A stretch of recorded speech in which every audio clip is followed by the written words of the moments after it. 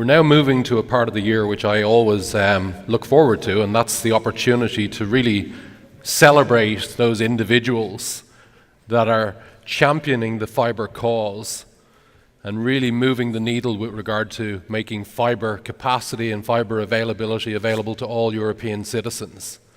And as always, each year we have our awards for both the individuals within the fibre to the home industry, those individuals that have shown that capability to really drive change through the operators that they work for or the organizations that they engage with within the industry to drive change.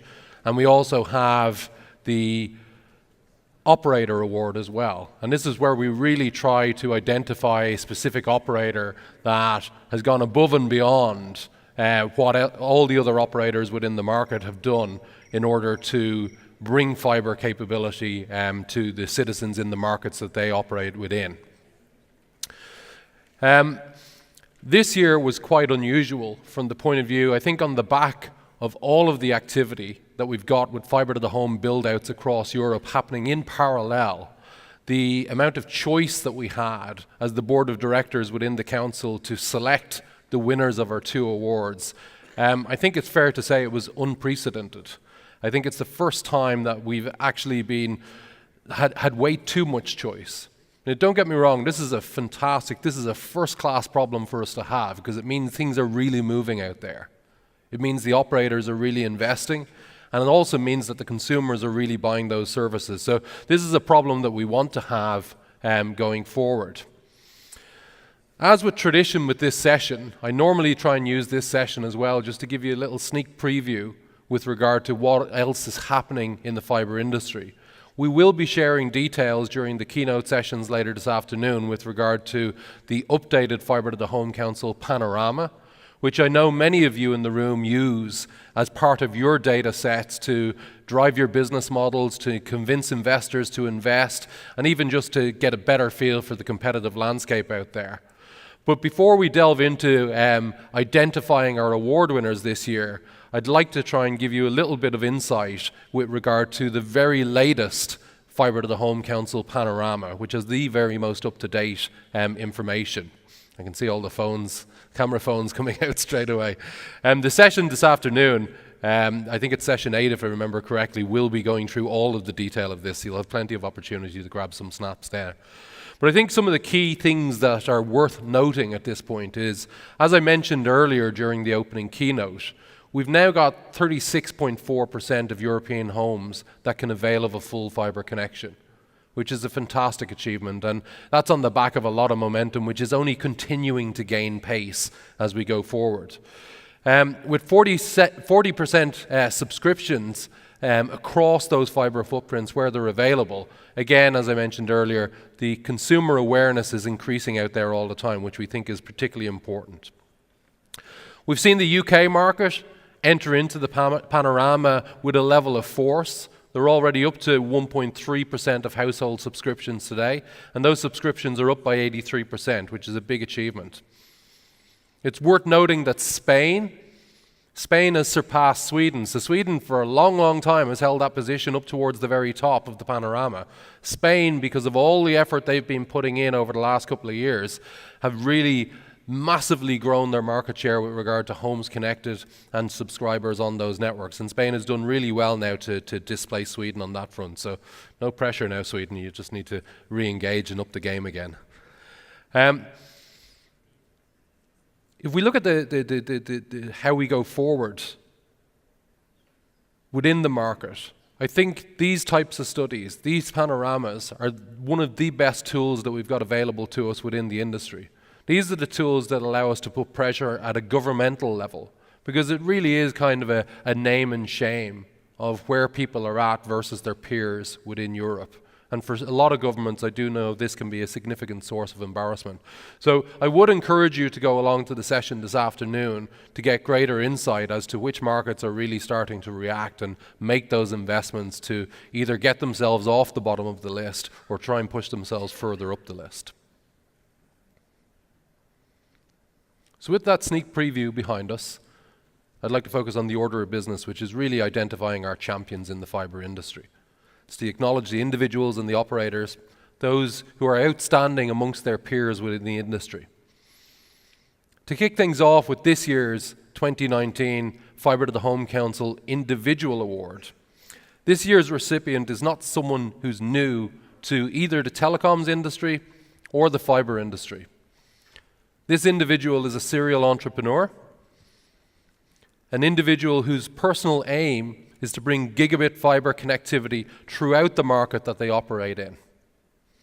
They drive their current business, despite it being a well-established business, with many years of very, very high levels of growth and a very large satisfied customer base. They really try to drive their business with a startup mentality, a can-do type mentality.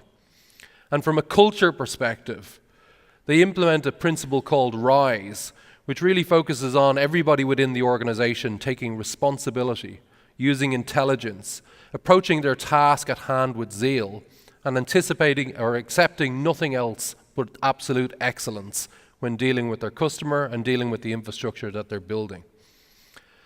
Ladies and gentlemen, I'm delighted to be able to announce that the 2019 winner of the individual Fibre to the Home Council Award is Dana Tobak, the CEO of HyperOptic.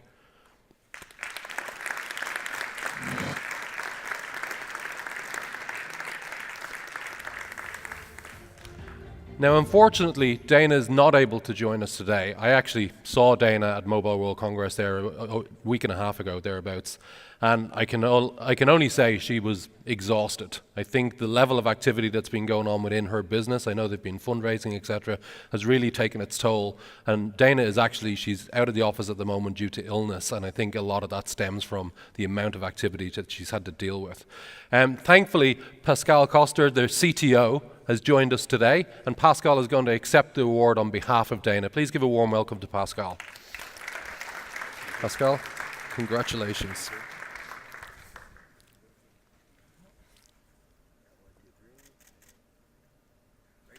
Brilliant. Congratulations. Thanks. Thank you. Please pass on my good wishes to Dana as well. Thank you. Cheers. Thank you very much.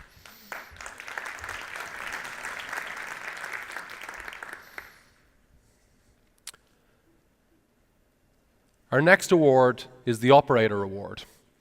And this year's winner of the Operator Award, many of us know this operator for their activities as an incumbent. However, despite their the incumbent parents' massive activities in fibre to the home, this is not the reason that they were selected. As a challenger, this operator has proven that independent of their parent, they've been able to really shake up the fibre market in which they operate. With an objective of reaching 16 million households by 2020 with its own fibre to the home network. And incidentally, this operator is one of the most profitable of the subsidiaries within its parent, which says a lot about the business model for fibre to the home that they're building out.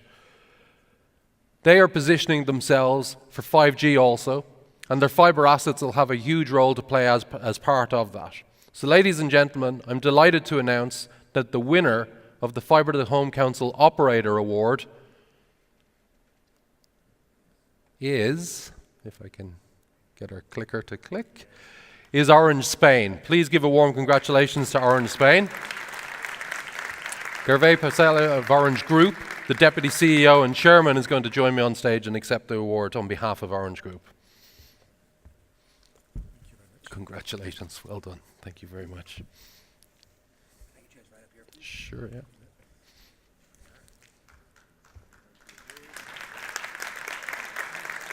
Fantastic, thank you. Well done again. Cheers, very well done. Thank you very much. Just to say that, as it has been expressed, we are quite proud to win this award as a challenger, even if it's part of a bigger group. By the way, the challenge within the group to get the capex for Spain has always been tough. France trying to capture most of the capex of Orange Group. We have been fighting year after year to be able to build this infrastructure, but also to share it with others, as I tried to explain. So it's a mix of our own infrastructure plus cooperation plus wholesale, and I think it's a success we need to have for building the infrastructure of tomorrow in this continent. Thank you.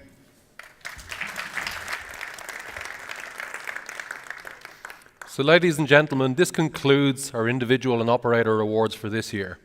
Please do remember, we also have the inaugural Charles Cow Award tomorrow at 3 p.m. So please do try and come along to see who's going to be the first winner of that very, very special award. We break now for lunch, and activities resume per the normal schedule at 2:30 p.m. Thank you very much.